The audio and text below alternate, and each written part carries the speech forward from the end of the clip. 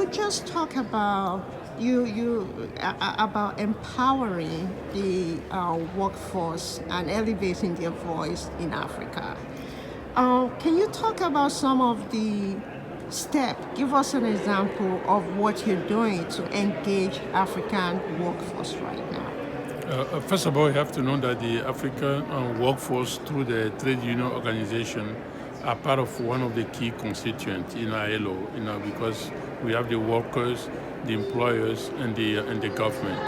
So what we are doing, concrete, is to help them organize themselves, and also working with them in terms of capacity development for the major agenda items that have been handled by ILO on that. The other thing that we're doing with Africa is also ensuring that they contribute in the process leading to what we call our DWCPs, which is our decent work country programs. In other words, before we finalize a program with a country, we want to make sure that the Africa and workers' voice is part and parcel of it, not just a voice, but part of the final recommendation, final decision-making process that will be submitted to the authorities, to the government.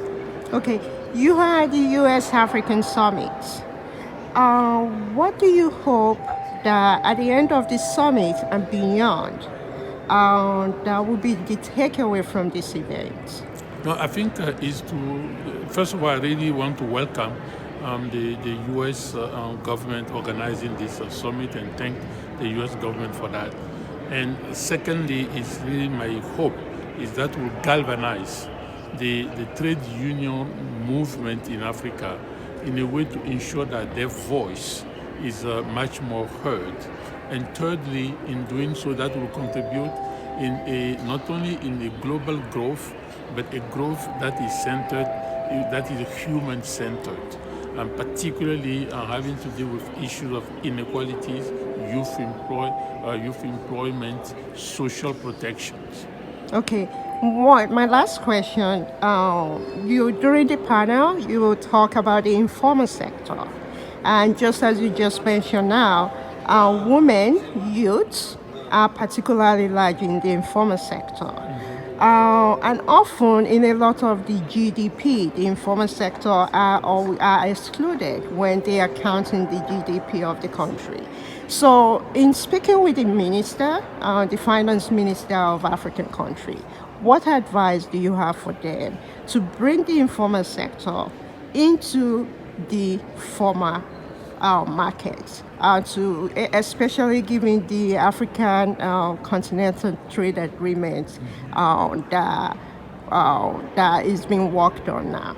No, I think, in a nutshell, the most important thing, first, we need much more frequent interaction between our finance ministers and our social related minister, including labor minister or education or health, which is important.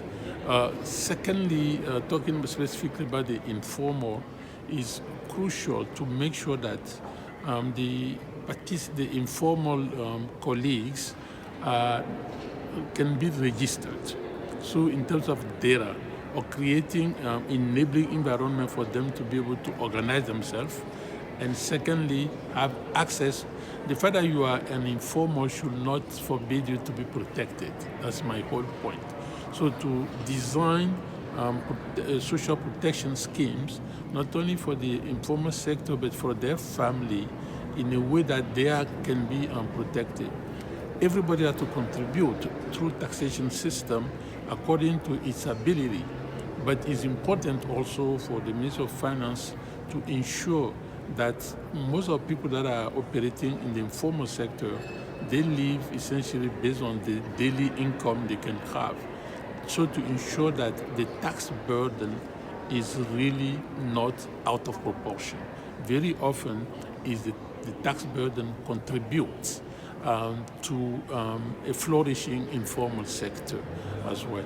The last point that I will mention is also crucial, not only from the finance perspective, but from business perspective or the Ministry of Commerce and Industries, to ensure that the process for registering a business is is made easier. So to encourage the informal sector to register their businesses. Thank you very much. Thank you. And I hope you enjoy this summit. Thank you so much for having Thank me. you. Thank you. Thank you so much.